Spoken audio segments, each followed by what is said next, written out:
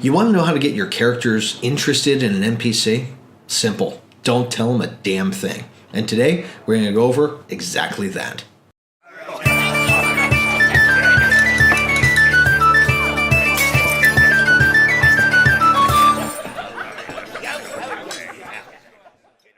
Welcome everyone, I'm Sean, this is Tony, and today we're going to be talking about how to make your players interested in your NPCs. Now, this is going to be a little different than making a memorable one. Right. Making a memorable one can be as simple as making a joke or doing a little thing here and there, but there's a difference between making an NPC that had that great story that one time, whereas you have the NPC that's part of your great story all the time. That's right. And it's funny because we kind of strung together the ideas that we had and went through all of our NPCs and thought, okay, that's weird. They all have this trend in common. Yeah, exactly. And you know what that trend was?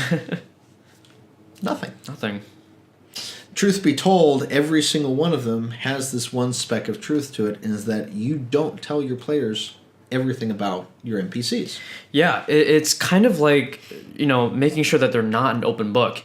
Generally, whenever you're reading something or watching a movie, you're more enticed by things that you don't know about. Right. And whether that's putting a situation where a character has something to be a part of their life need to be filled that your characters can move into, to create a mystery of a character, a guy who just comes up out of nowhere, flicks a cigarette butt, and walks off into the darkness, or, building your story on background and things that happened that your players created. Each of those things makes that NPC part of your world, and that's really what it's really about. Yeah, so I think the first thing I guess we're going to jump into is creating mystery. Yeah. And this is probably one of the easiest things you can do for your NPC, because when you introduce them, you don't have to say anything about them. You don't have to give away everything about this character. They can be a completely 180 to how they actually are. But by creating a mystery to your players, it forces them to continue to press on and investigate. People want to know about the things that they don't know about. Honestly, that explains 90% of the internet. Yeah, it's human nature. Yeah, I can't tell you how many Wikipedia pages I start on, and then next thing I know, I'm somewhere else. That just because of my curiosity about something, like, you could start on peanuts and end up in World War II. It just doesn't. So when you're making a character like this, to leave sections out of what you give your players is very important. Of anything. Exactly. You want to give the players a chance to actually explore and give them an opportunity to press on onto that character. Some of the best stories or some of the best trends in the internet are things that are kind of left as a mystery, and people together will work together to kind of discover more, solve the puzzle, like what exactly is behind this. And as a DM, when you're giving that mystery to your players, it gives you a little bit extra leeway to kind of work with it as well. Gives you extra time to write things later on, but generally speaking, mystery is a good way to start. It's a great tool for the DM because we sit there and go, okay, well, I'm going to throw this guy in there and see what happens. And if your players kind of cling to it, then you kind of go, okay, well, okay, all right, could then continue we can go on from with the story. But when we like to refer to this as the Vikram method when it comes to the mystery section of it, because what you do is you throw a character into it that doesn't really have a backstory, that doesn't really have any data, but shows up and is cool. That's the first thing. Yeah. It's like you have to impress them in the first shot, and then purposely pull it back. There's this little technique of getting somebody to want something by giving them something and then taking it back away from them. We always use a term called giving the players the carrot. You kind of hover the carrot in front of them, and you kind of drag it, and you let them come to you. Oh yeah, exactly.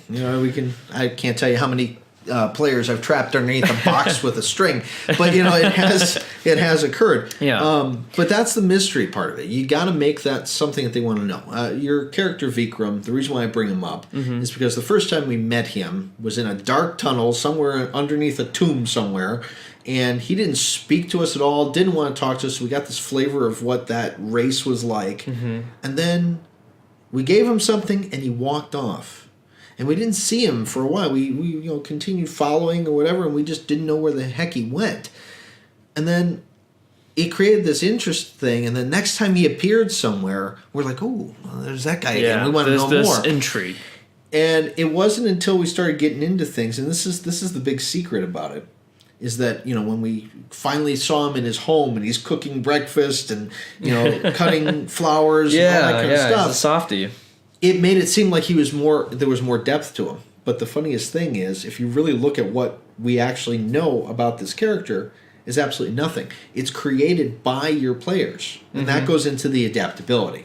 Yeah. So when you're DMing, and this applies to storytelling, building encounters in combat, and of course, importantly, characters, your characters and the way that they're written in your campaign should be adaptable. And when I say that, I don't mean to always like satisfy what your players want, but more so kind of flavor it and write it in a way that'll satisfy your players in regards to what they want to see in the campaign. So just because they want to see someone act this way doesn't mean you do it, but you kind of do it to how your players have preferences. So like, for example, if you know that your players want more of a serious tone or something like that, you know, play along with that. Or if you know that they kind of want something a little more joking and things like that, you know, you can play along with that as well. Yeah, absolutely. And I think you have to gauge what your players are like before you even go into some of your NPCs. You can have a hashed out idea of how an NPC should be or what you want them to be.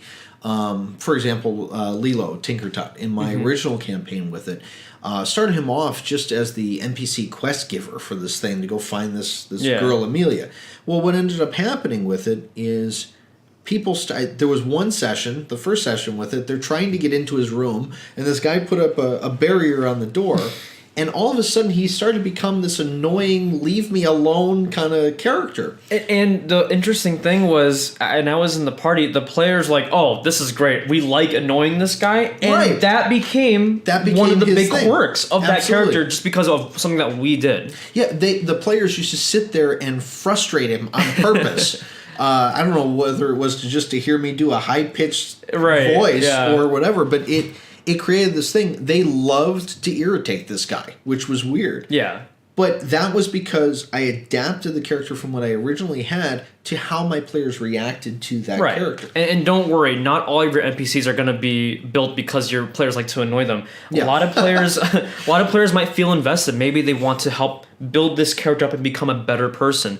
Another way that you can adapt the character to maybe be someone that needs to rise up to a different level. We got one of those in your campaign currently. Yeah, and actually, Esmir thing. And it goes into the next section called void filling. Yeah. Now, to make this one short, we basically have this young, warrior, and his mother is kind of like the ruler. They'd have to bleep me if I said what I think she is. Yeah, she's not a kind woman. She's not, but she's kind of the ruler of these people, and he's the son, and he kind of has this position of kind of missing a father figure. And having, an important role to fill later on. Right. And because of this, this missing father figure, the players actually took it in their hands to kind of, build this character up. It's funny. Give them advice. Every single player in your campaign right now has something to do with this kid. Right. And they all want to be his daddy. Do something. Yeah, it's crazy. And it's simply because you created a thing where that section is missing, and then you don't have the love from the other sections. Like, if you look at this character, his mother's this leader of this warrior troop, right? And she never lets him go out. Right. She never lets him become that man. She's treating him like this maternal mother, I guess. Well, maternal mother. You know what I'm saying? Yeah. So there's this thing where the kid has this want and this need to go out and adventure, and you've got a group of adventurers that are right there.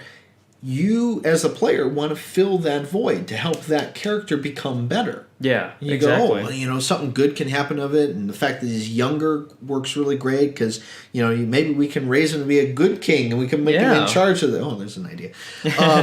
So, I like that, and that's a very important thing to do. Just have it... Instead of having him be the thing that fulfills the party, have your players be the thing that fulfills that character. Right. It allows for a lot of interaction between the party and that NPC. It gives them a lot of options, and going back to adaptability, the party can form this character into something else. They don't have to necessarily turn this character into a good person. Maybe they're going to form him into a bad person, or maybe something bad will happen where it doesn't turn out the way that it seems. See, and I've got one in my campaign that's like that, and it's funny because younger viewers or younger characters are the actual thing that does that. Yeah. We've got Tad in my campaign. Right. It was another young boy. Young Froglock. I'm going back to EQ2. He's a young Grung. Yeah, right? yeah. And what I did was I made him colorless.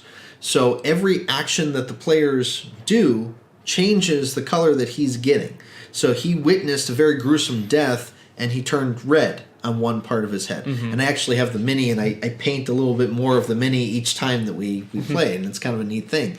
But that thing of being able to create the NPC really helps. Yeah, and before we go on to the next thing, the other thing about void filling is that it works the other way too. Sometimes your party needs a purpose at some point. Oh, yeah. And sometimes that NPC can fill in that blank. Maybe they're lost, or maybe they don't know what they're doing in the campaign. Sometimes having an NPC fills their void by giving them a goal, giving them a new purpose or a new motivation. It helps you to redirect them to something you even you want to do, or something they want to do. Exactly.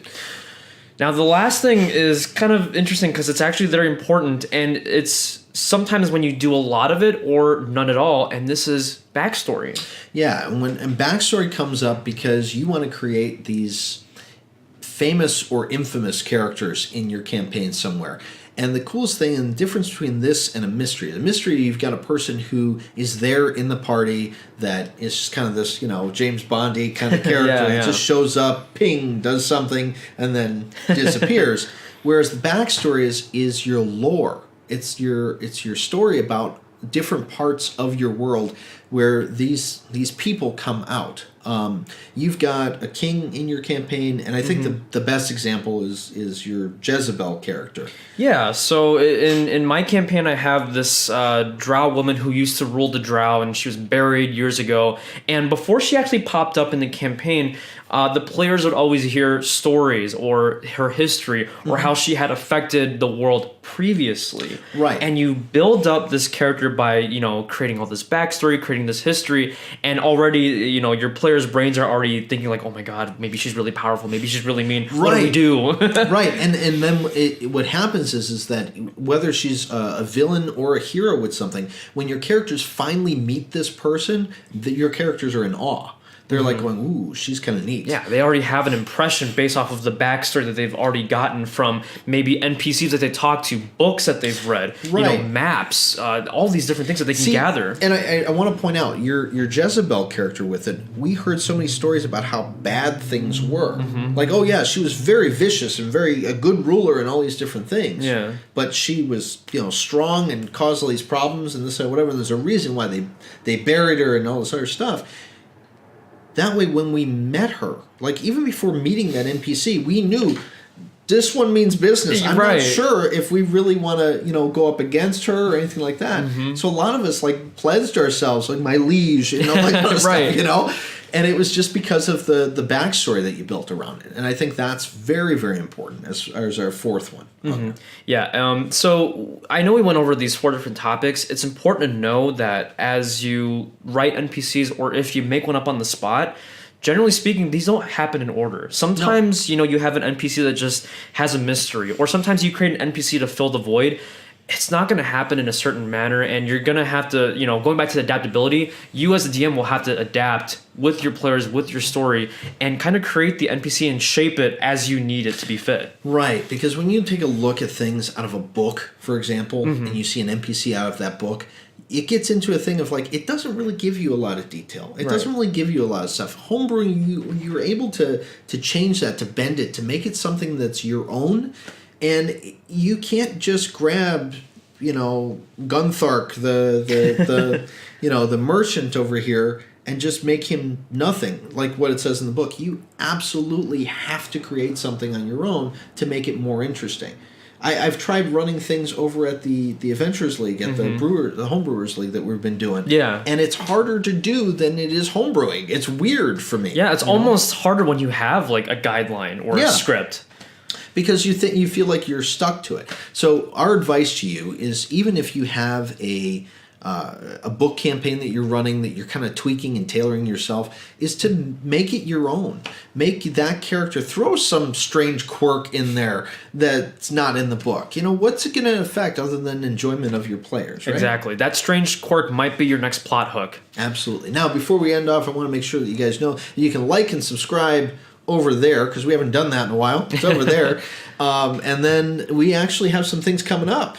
Actually, we're going to be in the next couple of days. In fact, probably when this video releases, we're going to be at GaryCon. Yeah, so if you're at GaryCon right now, come and see us. But no, we're going to be at GaryCon this weekend. It's going to be going on, I believe, the 8th through the 11th. We'll 7th have the through the 11th, but we'll be there from the 8th through the 11th. Exactly. And we're just going to be wandering around talking to people. We'll probably do a live stream from there at one point. I don't know, it's probably something. We'll see what we can do. We'll meet some of you guys there, and we'll check out the scene, and we're really excited. So yeah, absolutely. And don't forget, every Thursday night we actually play at Ignite Gaming Lounge now, and that's in Skokie, Illinois. So if you're in the Illinois area, definitely come out and play with us. We would love to have you at one of our tables. And if you ever have any questions or want to send us any of your homebrew content or any of your issues, go ahead and send them to our Discord, message us on Facebook, send us an email. We have a lot of different outlets as to how you can reach us. And every single one of those outlets is on our banner at the top of our page, just right there at the bottom, including our website. So if you'd like to check us out, please feel free to do so. And remember, the best campaigns are always the ones that are homebrewed. So until next time, keep brewing.